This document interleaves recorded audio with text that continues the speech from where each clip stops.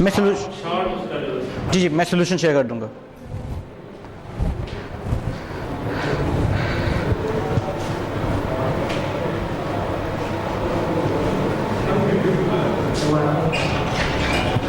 सही, मांगे जरूरत नहीं है, हुई तो मेरे पास है।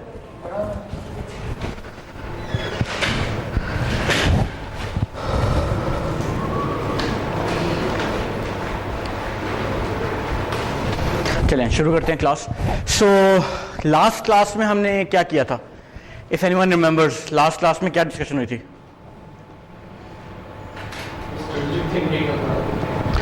स्ट्रेटेजिक थिंकिंग के ऊपर था, ठीक है।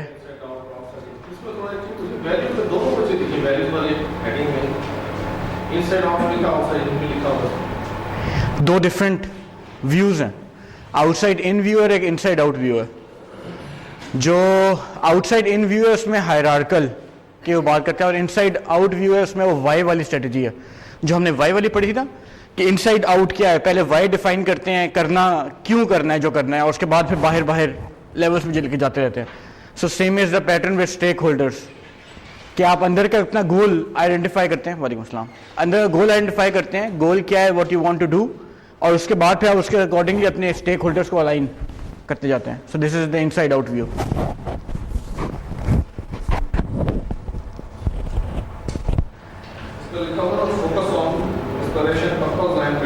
एग्जैक्टली, बिल्कुल।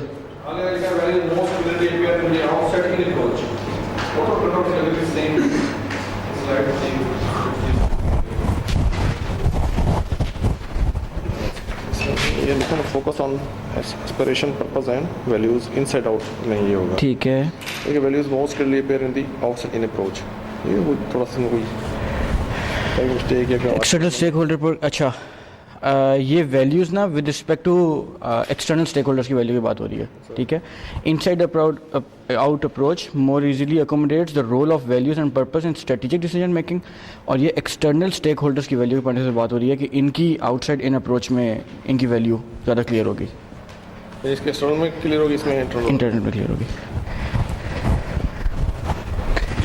बेसिकली पॉइंट ये है कि आउटसाइड इन के पॉइंट ऑफ व्यू से अगर देखें तो आउटसाइड इन किसके पर्पस को सर्व करता है, तो आउटसाइड इन व्यू जो है वो एक्सटर्नल स्टेक होल्डर्स को सर्व करता है। तो अगर एक्सटर्नल स्टेक होल्डर्स की वैल्यूज को देखना है आपने, values of external stake holder, तो वो आउटसाइड इन पे ज़्यादा बेहतर सामने आएगी। जबकि अगर आपने फर्म की वैल्यूज को, गोल्स को, प्रिंसिपल्स को देखना है तो वो इनसाइड आउट में ज़्यादा बेहतर होगी। इन्हीं की कम्बिनेशन की वजह से फिर हम एंटरप्राइज स्ट्रेटेजी के ऊपर जाते हैं। एंटरप्राइज स्ट्रेटेजी बात ये करता है combination of inside out and outside in view. तो ये बेसिकली वहां पे आगे ड्रॉ कर रहा है, दोनों सेटिस्फाई करने के लिए। एग्जैक्टली, किसी एक को लेके हम नहीं चल सकते।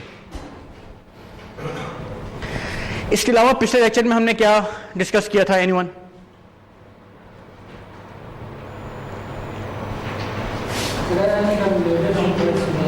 क्या क्या था? एथिकल लीडरशिप की बात की थी, बिल्कुल। 4 एरियाज किए थे। Purpose and values was first of it. Second क्या था? Stake holders and principles. कोई एलैबोरेट करेगा स्टेक होल्डर्स एंड प्रिंसिपल्स वाली चीज क्या थी? करना चाहेंगे? स्टेक होल्डर प्रिंसिपल जो भी मतलब हमें फॉर एग्जांपल एक बिजनेस कर रहा है, एक फर्म कर रहा है, तो उसके लिए प्रिंसिपल भी होना चाहिए ताकि स्टेक होल्डर उसको सेटिस्फाइड कर। बिल्कुल ऐसी हमने इसमें एग्जाम्पल देखी थी। वो एग्जाम्पल क्या थी? किसी को याद है एग्जाम्पल?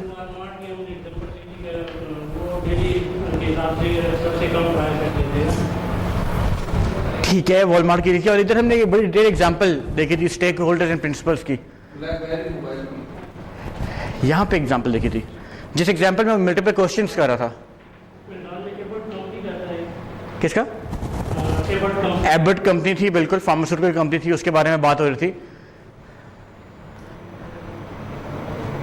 कि वो हर लेवल पे अपने स्टेक होल्डर्स कैसे एंगेज करता है, उनके लिए स्टेक होल्डर, जिसमें वो कहता था कि सप्लायर से रिलेशन कैसे क्रिएट करना है, कस्टमर की नीड को कैसे सेटिस्फाई करना है। उसमें कुछ प्रिंसिपल्स उसने आइडेंटिफाई किए थे कि इन प्रिंसिपल्स के थ्रू हम उनमें एक रीजन ऑफ इनकलकेशन, एक रिलेशनशिप डेवलप करते हैं कि हमारी जो स्टेटमेंट्स, हमारी जो प्रिंसिपल्स हैं, उससे वो फील करता है कि it is part of the company, the supplier is part of the company, the customers get a modified किस्म का, कस्टमाइज किस्म का सोल्यूशन टू देयर नीड्स, उससे they feel related to the company. तो हम उन स्टेक होल्डर्स को manage करने के लिए कुछ प्रिंसिपल्स हैं हमारे, उन प्रिंसिपल्स पे हम काम करते हैं। देन हमारे पास एक थर्ड था approach, third part, show social context and responsibility. क्या डिटेल थी इसकी?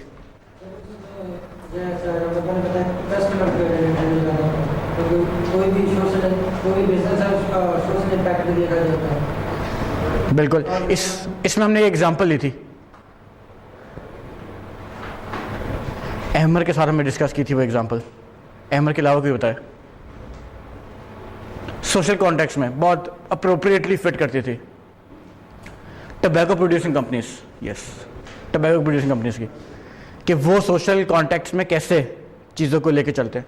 सो बेसिकली हर पॉइंट पे एग्जांपल्स देने का पॉइंट ये है, आप एग्जांपल से चीज़ें याद रख सकते हैं, ठीक है। सोशल कॉन्टेक्स्ट, टबैको, उससे पहले हमने एबर्ट की अप्रोच देखी, उससे पहले हमने ग्रामीण बैंक की एग्जांपल लेके चल रहे हैं, इलेक्ट्रिक व्हीकल पॉलिसी की एग्जांपल लेके चल रहे हैं।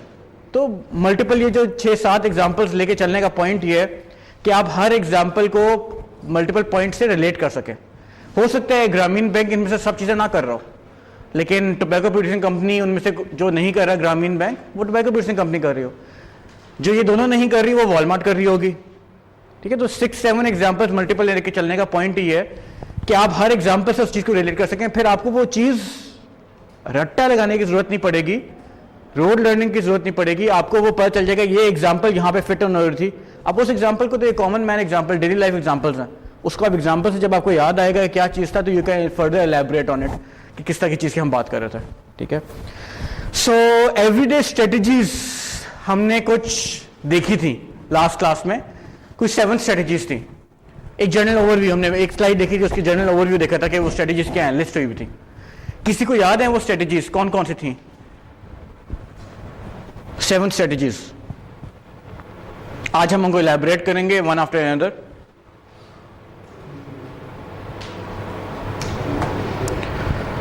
सबसे पहली स्ट्रेटजी ये कहती है कि स्टेक होल्डर असेसमेंट होनी चाहिए, ठीक है। Until unless you have assess a stake holder, you can not know कि उस पर क्या स्ट्रेटजी आप अप्लाई करेंगे। फ्रेमवर्क हमने देख लिया कि क्या फ्रेमवर्क होना चाहिए, किस किस किस्म की चीजें हम अप्लाई कर सकते हैं। हमने मल्टीपल किस्म की स्ट्रेटजीज देखी। स्ट्रेटजीज के बाद हमने एक एंटरप्राइज स्ट्रेटजी देखी जो सबको आपस में कंपोज कर रही थी, ठीक है। लेकिन अनटिल एंड अनलेस आपको पता नहीं चलेगा कि क्या चीज, किस तरह, किस पैटर्न में आप वो स्ट्रेटजीज अप्लाई करें, तो शायद उन स्ट्रेटजीज का पता होने का इतना इफेक्टिवनेस इतनी नहीं होगी। So let's look into everyday strategy for creating value for stake holders, one after another. हम इसको डिटेल में let's look into those things. सबसे पहले कहते हैं स्टेक होल्डर असेसमेंट होती क्या? आउटसाइड इन या इनसाइड आउट अप्रोच, जो भी अप्रोच यूज हो रही हो, उसमें आपने अपने स्टेक होल्डर को असेस करना है कि उसकी value, what is the value that is being required by the stake holder, ठीक है। उसकी वजह से वो इन्फ्लुएंस कैसे किया जा सकता है उसको, और मल्टीपल स्टेक होल्डर्स को एक टाइम पे कैसे लेके चला जा सकता है। फॉर एग्जाम्पल हमने बात की थी स्टेक होल्डर मैप की। उस स्टेक होल्डर मैप में हमने मल्टीपल स्टेक होल्डर्स को आपस में क्लब कर दिया था और कहा था इनको हम फर्दर डिफाइन करके या स्कोप डिफाइन करके और मल्टीपल स्टेक होल्डर को 4-5 स्टेक होल्डर्स को इकट्ठे लेके चल सकते हैं। स्टेक होल्डर असेसमेंट भी ऐसी कहता है कि आपने मल्टीपल स्टेक होल्डर्स को आउटसाइड इन और inside out approach do not automatically account for the influence of multiple stake holders effect on the firm until and unless you have assessed what the stakeholder actually requires, ठीक है। तो stakeholder assessment helps in yielding a better understanding of the firm's stakeholder like a financial audit. Financial audit क्या होता है? आप सब financial audit से वाकिफ होंगे, financial audit करा चुके होंगे। Financial audit क्या होता है? जो एक्सपेंडिचर आपका हो जाए प्रोजेक्ट के अगेंस्ट। बिल्कुल सही है। जो गवर्नमेंट के जो बिल्कुल। क्यों, अगर कोई खर्चा हुआ है तो वो क्यों हुआ है, किस हेड में? सबसे पहले हम उसको हेड्स में डिवाइड करते हैं। फाइनेंशियल ऑडिट को स्टेक होल्डर असेसमेंट से कैसे वो कंपेयर कर रहा है। So basically at first it says, financial audit में क्या होता है, आप एक तरह के हेड्स को एक साथ रखते हैं। फॉर एग्जांपल आप कहते हैं ये इनकम हेड्स हैं, इनको एक तरफ होगा, ये एक्सपेंस हेड है, इनको एक तरफ हम इकट्ठे दिखेंगे।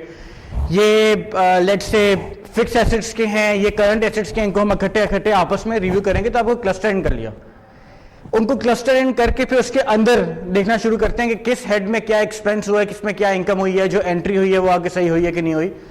तो एक फर्म का फाइनेंशियल ऑडिट का स्ट्रक्चर जैसे रन करता है,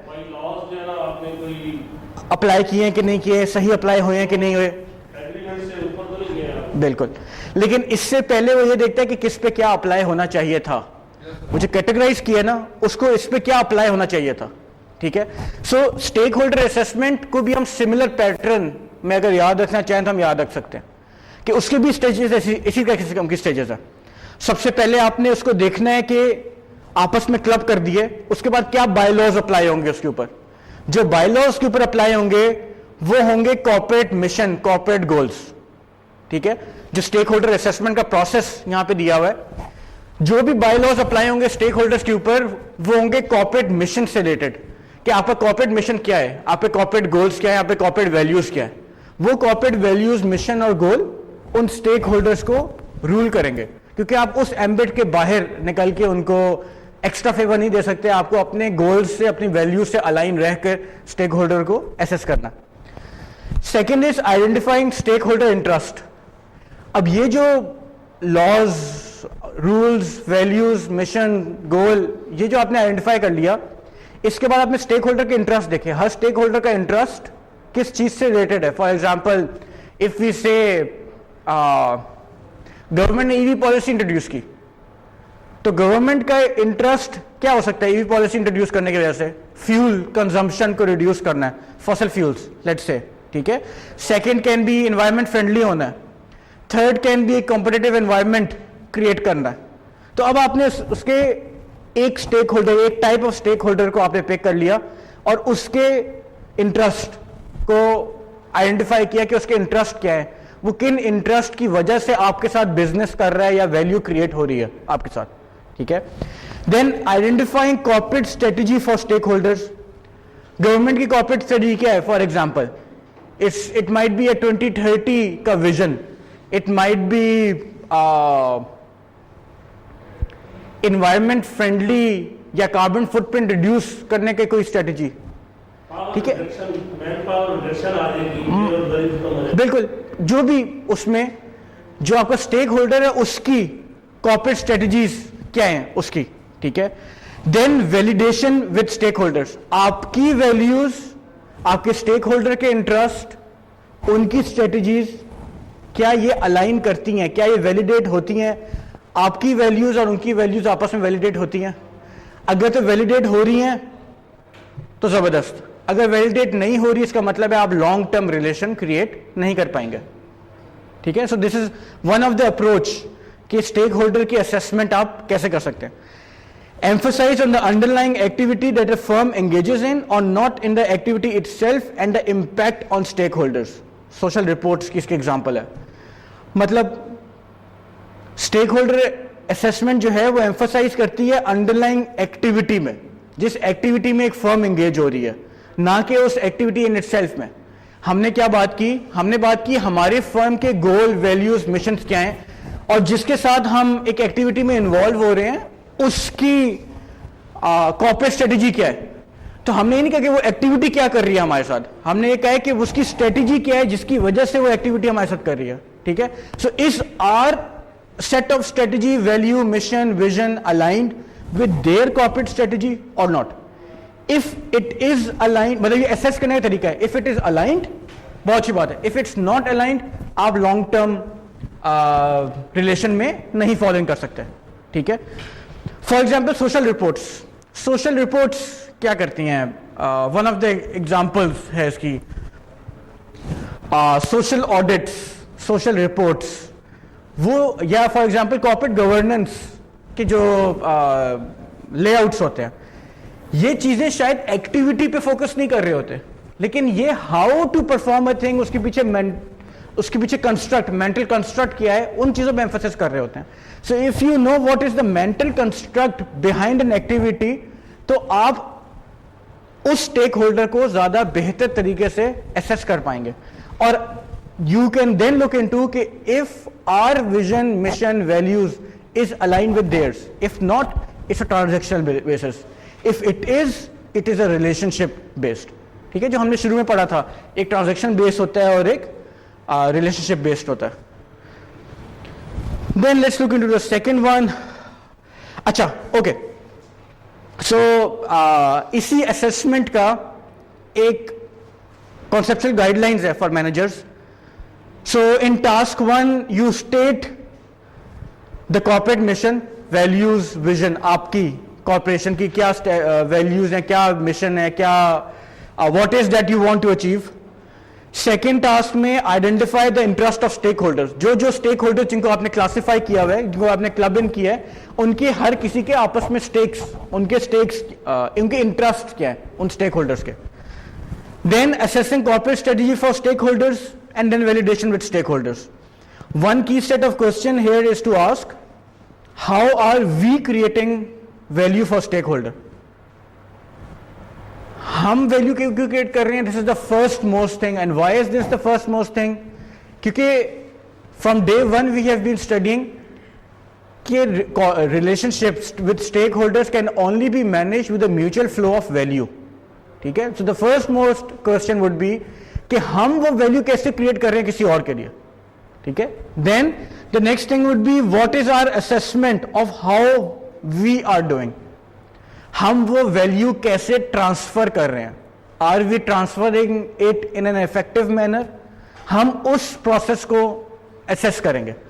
फाइनेंशियल ऑडिट, क्या हम फाइनेंशियल ट्रांजैक्शंस को रिकॉर्ड कर रहे हैं, उन प्रिंसिपल्स को. फॉर एग्जांपल मैं कहता हूं डबल एंट्री का एक बुक कीपिंग का सिस्टम है, फाइनेंस किसी ने पढ़ी हुई है उसके लिए, तो उस डबल एंट्री के लिए क्या हम डबल एंट्री वाकई कर भी रहे हैं कि नहीं कर रहे, अगर कर रहे हैं तो कैसे कर रहे हैं, अगर नहीं कर रहे तो क्यों नहीं कर रहे. सो हमने गोल वैल्यू डिटरमिन कर ली, उसके बाद असेस किया कि how are we communicating that value या adding to that value. Then what is the stake holders assessment, stake holders assessment of our value. क्या वो वैल्यू स्टेक होल्डर के पॉइंट ऑफ व्यू से ट्रांसफरेबल भी है कि नहीं है. Is that stake holder able to grasp that value that we are able to, that we want to transfer to that stakeholder. And then what needs to be changed, what needs to be changed is a critical question. अगर हम नहीं कर पा रहे तो what needs to be changed, अगर हम कर पा रहे हैं तो what needs to be continued in that terms. ठीक है, then let's look into stakeholder behavior analysis. ठीक है, stakeholder behavior analysis same हमने पिछले केस में भी सेगमेंट किया था, आइडेंटिफाई किया था, क्लब इन किया था. इसमें भी आपस में हम क्लब इन कर रहे हैं क्योंकि मल्टीपल स्टेक होल्डर का कॉमन बिहेवियर हो सकता है.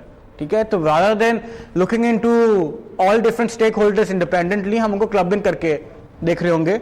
Segmenting stake holder behaviour and potential behaviour into these categories can lead to a more in depth understanding of the value creation process. First and foremost is actual और observe behaviour.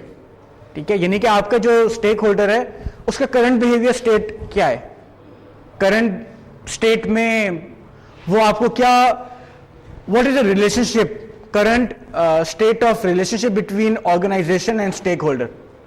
ठीक है, वो then you look into corporative potential कि going forward इसमें क्या potential है, क्या ये कॉर्पोरेटिव पोटेंशियल है या कंपेटिटिव थ्रेट है.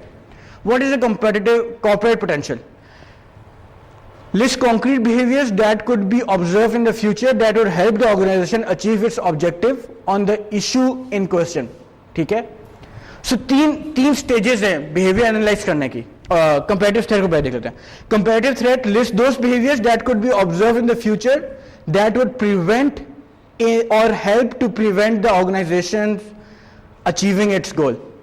ठीक है, so स्टेक होल्डर बिहेवियर में आपने 3 स्टेजेस में चीजें डिवाइड कर ली. एक पहली स्टेज देखी आपने कि उसका एग्जिस्टिंग बिहेवियर क्या है, क्या वो एग्जिस्टिंग बिहेवियर में आपके लिए बेनिफिशियल है, नहीं बेनिफिशियल। देन आपने देखा फ्यूचर में वो कोऑपरेटिव थ्रेट में कन्वर्ट होगा या फ्यूचर में वो कंपेटिटिव थ्रेट में क्रिएट होगा या कोऑपरेटिव पोटेंशियल में कन्वर्ट होगा। सो हम कहते हैं लेट्स से कॉम्पिटिटिव थ्रेट को हम यहां मार्क करते हैं और कंपेटिटिव थ्रेट को वहां मार्क करते हैं, कोऑपरेटिव पोटेंशियल को हम यहां मार्क करते हैं, ठीक है। एंड वी से this is low, this is high, low and high. इसे प्लॉट करते हैं।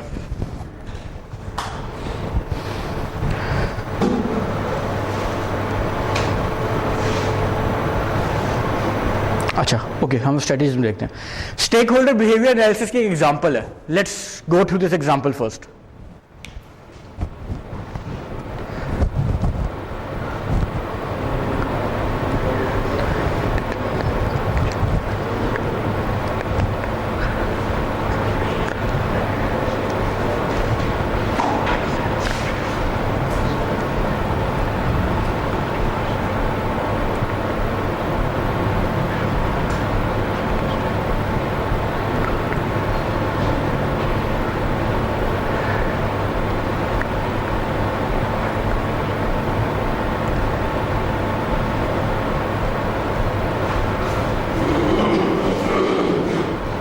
एनीवन क्या समझे इसको पढ़ के?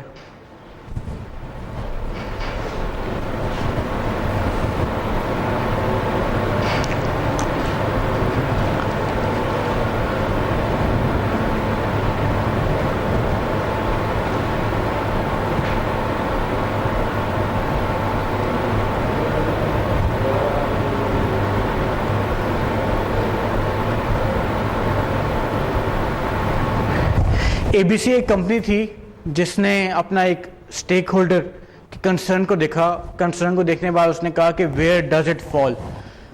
वो अभी का उसका बिहेवियर क्या है, फ्यूचर में is it a comparative threat या हैज अ कोऑपरेटिव पोटेंशियल। इसकी बेस पे उसने आइडेंटिफाई किया कि हम उसको अभी नहीं छेड़ते, लेट्स लीव इट अलोन, ठीक है। एंड फ्यूचर में वो हमारे पास it might fall into cooperative potential, ठीक है। And that is exactly what happened. वो कोऑपरेटिव पोटेंशियल में कन्वर्ट करने के लिए उन्होंने देखा कि एग्जैक्टली मसला ये कोऑपरेटिव पोटेंशियल है हमारा, लेकिन ये कोऑपरेटिव पोटेंशियल को इफेक्टिवली यूटिलाइज करने के लिए एग्जैक्टली मसला कहां है। मसला उन्होंने आइडेंटिफाई किया, real problem was with ABCs operation around customer service.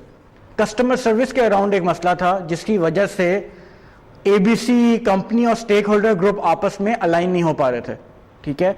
सो उन्होंने इस कस्टमर सर्विस के मसले को सॉल्व किया और सॉल्व करने की वजह से वो जो कंपैरेटिव पोटेंशियल था वो कंपैरेटिव पोटेंशियल उन्होंने रीप कर लिया, उसको हाई एंड पे ले गए। इसी चीज को अगर हम दूसरी तरह देखें, जिस कंपैरेटिव पोटेंशियल को उन्होंने रीप कर लिया एक मसले के सॉल्व करने की वजह से, अगर वो कहते हैं कि हमारा एक बॉटलनेक आ गया, हम नहीं एक दूसरे से के साथ चल पा रहे हैं, and they would have left that company all together in isolation, और कहते हैं हमने या उन स्टेक होल्डर्स को कहते हैं हम इन स्टेक होल्डर काम ही नहीं करना, हम एक नए सेट ऑफ स्टेक होल्डर्स से काम करेंगे। लेकिन वो जो कोऑपरेटिव पोटेंशियल इनसे रीप किया जा सकता था, इन दैट केस वो रीप ना कर पाते, ठीक है। तो this is one of the examples के आप बिहेवियर एनालिसिस करना क्यों जरूरी है। क्या आप बिहेवियर एनालिसिस से आप उसको आइडेंटिफाई करते हैं कि क्या वो future, what is its current state of social behaviour, आपने वो आइडेंटिफाई कर लिया। फ्यूचर में क्या वो कोऑपरेटिव पोटेंशियल उससे रीप आउट हो सकता है या वो कंपेटिटिव थ्रेट उससे रीप आउट होगा। अगर कोऑपरेटिव पोटेंशियल हो रहा है तो you would of course want to continue with it, अगर कंपेटिटिव थ्रेट हो रहा है तो you would want to exit from that set of stake holders, या उसको किसी और तरीके से आप मैनेज कर रहे होंगे, कैसे कर रहे होंगे, let's we look into it as well, ठीक है। अगर तो वो कोऑपरेटिव पोटेंशियल है तो वो क्या चीज है जो इस कोऑपरेटिव पोटेंशियल को रीप करने में हर्डल क्रिएट कर रही है। जो हर्डल क्रिएट हो रही होगी उसके अराउंड हम उस स्टेक होल्डर को मैनेज करेंगे। So this is one of the strategy of managing the stake holder, कि आप पोटेंशियल और थ्रेट की बेस पे उसको फर्दर मैनेज कर रहे होते हैं उसके बिहेवियर के टर्म्स में. Assessing stakeholder strategies, by trying to play the role of a particular stakeholder, the manager can more fully understand the reason for a stakeholder's behavior and thus construct an explanation of the behavior and act promptly. ठीक है? What are those questions, set of questions जो assess करने में help करते हैं stakeholder का behavior? What are this stakeholder's main interest? As we talked initially as well कि हम उनके इंटरेस्ट को रिव्यू कर रहे होंगे, बिहेवियर के लिए भी हम उसके इंटरेस्ट को रिव्यू कर रहे होंगे. How do we affect these interests, how are we affected by these interest is the first set of questions, कि उसके इंटरेस्ट क्या है, हमारे इंटरेस्ट क्या है, और हम उसके इंटरेस्ट को कैसे अफेक्ट कर रहे होते हैं. ठीक है? What are the group of individual who can affect this stake holder. For example हम कहते हैं स्पेशल इंटरेस्ट ग्रुप्स आइडेंटिफाई हुए, उस स्पेशल इंटरेस्ट ग्रुप का कोई मेन इंटरेस्ट है, पहले में ये आइडेंटिफाई हो गया. अब उसके बाद हम उसको देख रहे होंगे how do we affect this interest. उस स्पेशल इंटरेस्ट ग्रुप का जो इंटरेस्ट है उसको हम कैसे अफेक्ट कर रहे होंगे और हम उस इंटरेस्ट की वजह से कैसे अफेक्ट होते हैं. सेकेंड टियर में हम ये देख रहे होंगे कि वो जो स्पेशल इंटरेस्ट ग्रुप है क्या वो इन्फ्लुएंस हो सकता है किसी से, उसके इंटरेस्ट किसी और स्टेक होल्डर की वजह से इन्फ्लुएंस हो सकते हैं. For example policy maker, for example regulator, for example media, for example competition, employees for that matter, may be financiers कर सकें उसको इन्फ्लुएंस. ठीक है? अगर आपके लेट्स से आपके फाइनेंसर्स के ग्रुप में Asian Development Bank is one of the financer, World Bank is one of the financer, these are huge, बहुत मल्टी बिलियनर फाइनेंसर्स हैं who have their interests on external stake holders as well. ठीक है? तो इस किस्म से आप कैसे उसको मैनेज कर सकते हैं. Then what does this group believe about us, what assumption are they making, what assumptions do we make about them. For example हमने किस ग्रुप की बात की, रेगुलेटर की बात की. लेट्स से वो रेगुलेटर हमारे बारे में क्या सोचता है, हम उस रेगुलेटर के बारे में क्या सोचते हैं, और वो ग्रुप हमारे बारे में, वो रेगुलेटर हमारे बारे में क्या बिलीव करता है. We need to be clear on that. Then what are the natural correlation that could occur. हम एक नेचुरली उस प्रोसेस से कैसे सर्व अप कर सकते हैं. ठीक है? What are their joint interests, what do we and other stake holders have in common, what are the major points of conflict. Now the point comes into assessing the commonality. हमने पहले किसको assess किया, अपने stake holder को assess किया, उसके बाद किसको असेस किया, उस स्टेक होल्डर पे जिसका इन्फ्लुएंस था या जो कॉमन इंटरेस्ट ग्रुप्स थे उसमें. उन कॉमन इंटरेस्ट ग्रुप्स में और हमारे अंदर क्या चीज कॉमन है, फिर हम उस कॉमनैलिटी को निकालना शुरू होंगे और उसको जॉइंट इंटरेस्ट को निकालना शुरू होंगे. And what are the major point of conflict, और कॉन्फ्लिक्ट का जो पॉइंट है उसको आइडेंटिफाई करेंगे कि कॉन्फ्लिक्ट का हमारा क्या पॉइंट है. And then we move into engaging those stakeholder उस common interest points पे या उस conflict points पे. उन conflict point को या तो हम resolve करेंगे या उन common interest point को हम exploit करेंगे. ठीक है? तो this is another approach of managing a stakeholder, and this is the type of management approach जिसको हम अपने daily life में use करते हैं. For example, किस चीज एग्जाम्पल है, most commonly use in Pakistan is jirga का सेटअप. अगर हम जिरगा का सेटअप को देखें तो जिरगा में यही सारी चीजें जो जिरगे में हो रही होती हैं. ठीक है? एक इंटरेस्ट ग्रुप होता है, उस इंटरेस्ट को हम सही तरह सेफ गार्ड नहीं कर पाते, उसके ऊपर कोई और इन्फ्लुएंशियल ग्रुप होता है, उस इन्फ्लुएंशियल ग्रुप को हम